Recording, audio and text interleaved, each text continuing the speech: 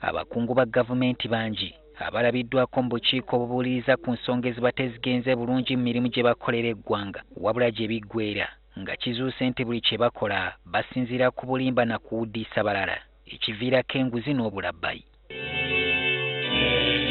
Okusinziira ku bakulembeze b'eddiini mu ggwanga obulimba kikula kino bweraliikiriza.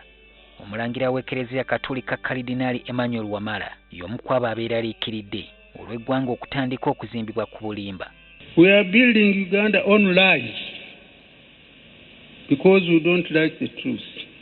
It's sad, and I pray that you young men may grow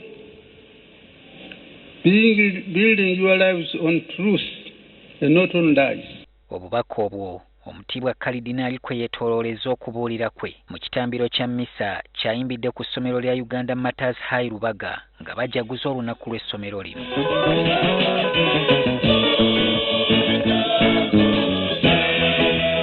Ono asabye abakkiriza okulekayo byonna ebitalaga Bukristu basobole okutambulira mu kkubo ettukuvu. Wakati mu kitambiro kya mmisa omutiibwa aliko abayizi b'essomero lino bawadde ssaakalamento erya konfirimansiyo. Okufuna konfirimansiyo omutiibwa akigeraageranyiza ku bulombolombo bw'amawanga amalala ng'Abagisu obulimu okusala embalu ekiraga nti omuntu abeera akuze. That's initiation.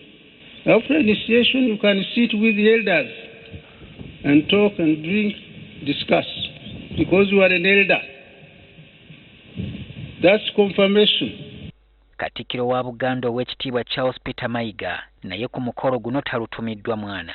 Ono Kalidinaali amusabye nti mukaweefube ow'okutumbula ebyenjigiriza mu ggwanga alwanirire ennyo okutondawo essomo mu yunivasite eriyamba okuteekateekera abantu obulamu obw'ekikadde obukijjanye ennyo bannayuganda naddala abo abali mu bitundu by'ebyalo.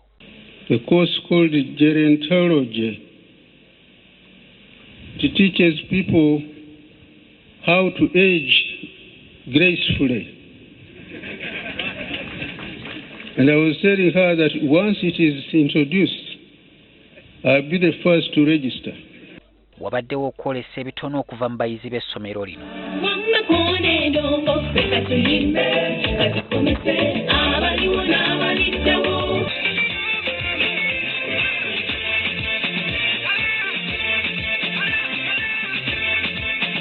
Katikkiro Charles Peter Mayiga asinzidde wano n'akubiriza abayizi okweyambisa ebitone byabwe okuyitimuka.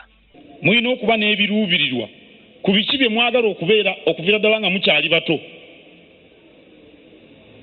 Temulowooza nti okusoma obusomi kimala.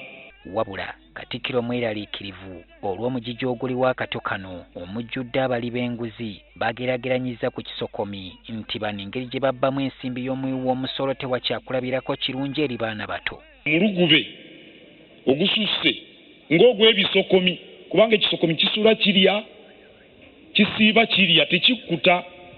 N'ababbi mu Uganda bwe batyo bwe bali. Abba leero n'abba enkya n'amwenyereketa wali nga bamugambyeko n'agenda wali.